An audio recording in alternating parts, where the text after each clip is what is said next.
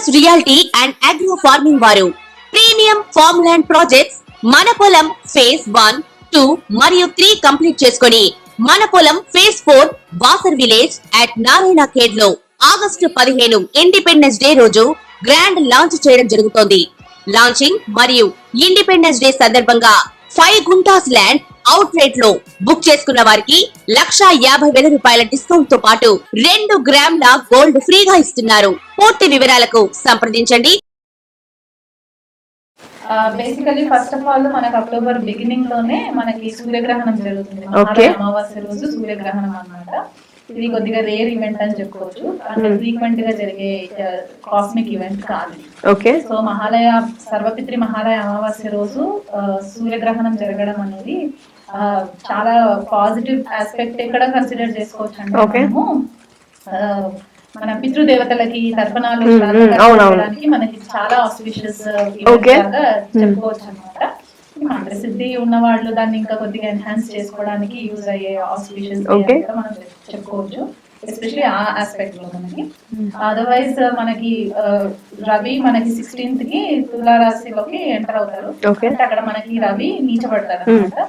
So almost debilitation లోకి వచ్చేస్తారు. కాబట్టి కొద్దిగా మోస్తరుగా మనకి గవర్నమెంట్ రిలేటెడ్ ఇష్యూస్ అట్లాంటి వాటికి కొంచెం మనకి డిస్టర్బెన్సెస్ కనిపించే లీడర్స్ కి కనిపించేసి కొద్దిగా డిస్టర్బెన్సెస్ వచ్చే ఛాన్సెస్ ఉంటాయి.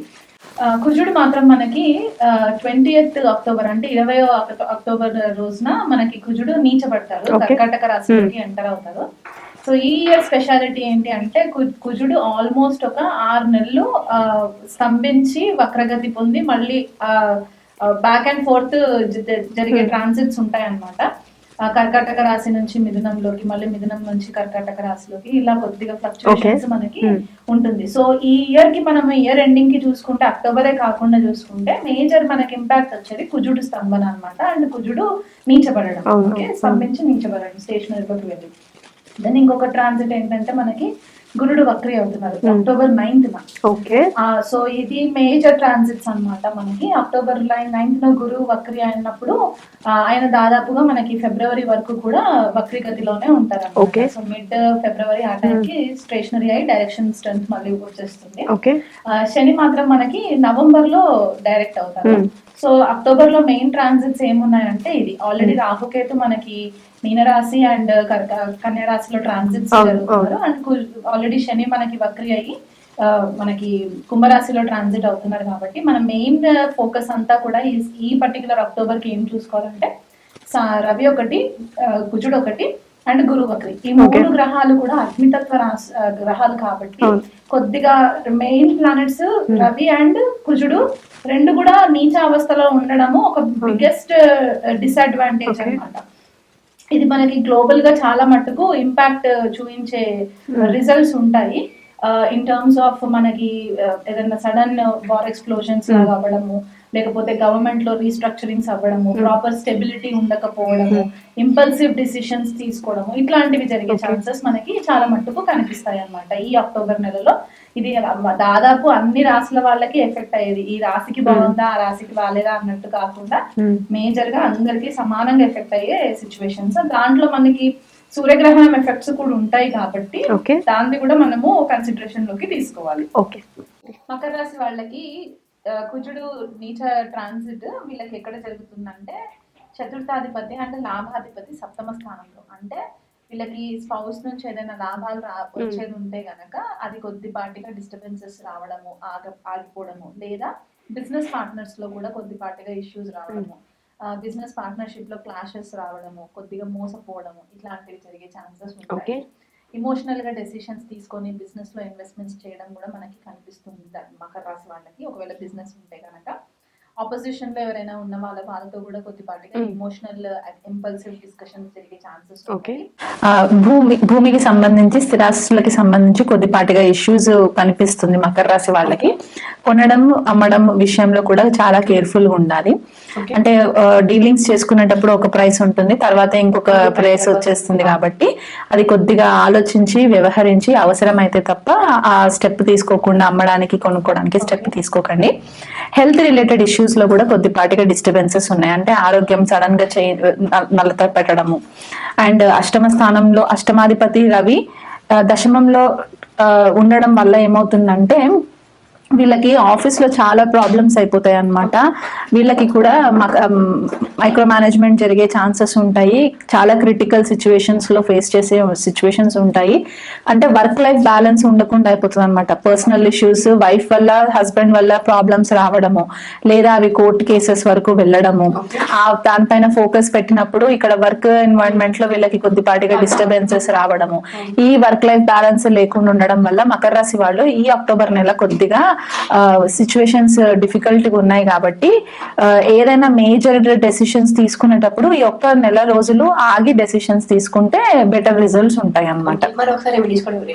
రెమెడీస్ కి వచ్చేసరికి విష్ణు సహస్రనామం చేసుకోవడం ఒకటి, అండ్ కుజుడికి అన్ని రాశులకు ఎలాగైతే చెప్పుకున్నామో సుబ్రహ్మణ్య ఆరాధన చేసుకోవడం ఒకటి, అండ్ గ్రహణ శాంతి కూడా వీళ్ళు చేసుకోవడం. ఎందుకంటే వీళ్ళకి తృతీయ స్థానంలో అండ్ భాగ్యస్థానంలో ఈ గ్రహణం ఎక్లిప్స్ ఎఫెక్ట్స్ పడతాయి కాబట్టి ఆ ఎఫెక్ట్స్ కొద్దిగా తగ్గుముఖం పట్టడానికి గ్రహణ శాంతి పూజలు చేయించుకోవడం వల్ల కూడా వీళ్ళకి కొద్దిగా బెటర్ రిజల్ట్స్ ఉంటాయి అన్నమాట. మీనరాశి వాళ్ళకి ఇప్పుడు ఆల్రెడీ లగ్నంలోనే రాహు సంచారం జరుగుతుంది. మీన లగ్నము మీనరాశి వాళ్ళకి ఆల్రెడీ ఏలినాటి శని ప్రభావంలో ఉన్నారు.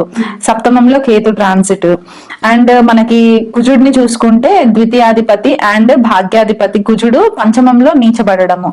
సో ఇక్కడ పిల్లలకి సంబంధించి ఇబ్బందులు రావడము, పిల్లల వల్ల అనవసరమైన మానసిక ఒత్తిడికి గురవ్వడము, లేదా పిల్లల హెల్త్ పరంగా కొద్దిపాటిగా డిస్టర్బెన్సెస్ రావడము, ఎక్కడైతే ఆల్రెడీ ఇన్వెస్ట్మెంట్స్ చేసి ఉంటారో ఆ ఇన్వెస్ట్మెంట్స్ లో కొద్దిపాటిగా లాసెస్ రావడము, లేదా ఇంకా అనుకోకుండా ప్రాపర్ ప్లానింగ్ లేకుండా వీళ్ళు డబ్బు నష్టపోవడము, తెలిసి తెలియగా ఎక్కడైనా పెట్టుబడి పెట్టడము, అందులో ల్యాండ్ కి సంబంధించి రియల్ ఎస్టేట్ కి సంబంధించి పెట్టుబడి పెట్టడము, లేకపోతే కొత్త ప్రాజెక్ట్స్ ఏదైనా చేయడము దాని ప్రాపర్ ప్లానింగ్ లేకుండా చేసుకోవడం వల్ల కూడా వీళ్ళకి కొద్దిపాటిగా డిస్టర్బెన్సెస్ కనబడుతున్నాయి.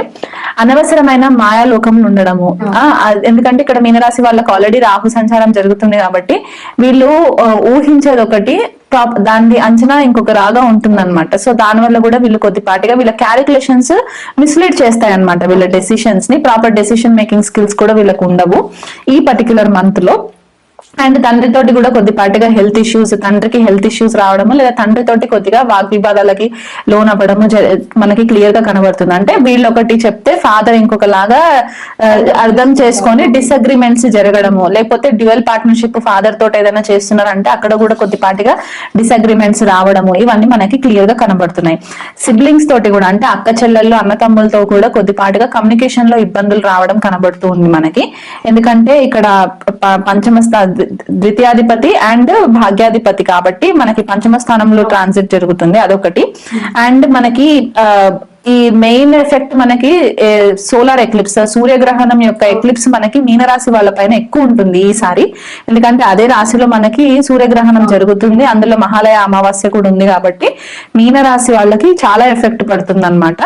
సో ఓవరాల్ గా మనం ఈ ద్వాదశ రాశుల్లో చూసుకుంటే ఈ సూర్యగ్రహణం ఎఫెక్ట్ ఎవరికి ఎక్కువ ఉంటుంది అంటే మీనరాశికి, కర్కాటక రాశికి, కన్యా రాశికి, సింహ రాశికి, వృశ్చిక రాశి వాళ్ళకి కూడా కొద్దిపాటిగా ఎఫెక్ట్స్ చాలా ఎక్కువ ఉంటాయి. కుంభరాశికి కూడా ఎక్కువ ఎఫెక్ట్స్ ఉంటాయి అన్నమాట. వీళ్ళందరూ కూడా నా గ్రహణం అయిపోయిన తర్వాత గ్రహణ శాంతి పూజ చేయించుకోవడము, రవికి, చంద్రుడికి, రాహుకి, కేతుకి కలిపి వీళ్ళు పరిహారము గ్రహణం తర్వాత చేయించుకోవడము చాలా ఇంపార్టెంట్ రెమెడీ అన్నమాట. దీని ఎఫెక్ట్స్ మనకి దాదాపు 3 months to 6 months ఉంటుంది కాబట్టి వారి వారి జన్మ జాతకాన్ని బట్టి వాళ్ళకి సిచ్యువేషన్స్ ఎట్లా ఉన్నాయో చూసుకుంటూ మెల్లిగా దాన్ని ట్రాన్స్ఫర్మేషన్ గా హ్యాండిల్ చేసుకుంటూ వెళ్ళాలే తప్ప హేస్టీ డెసిషన్స్ తీసుకోవడానికి లేదు.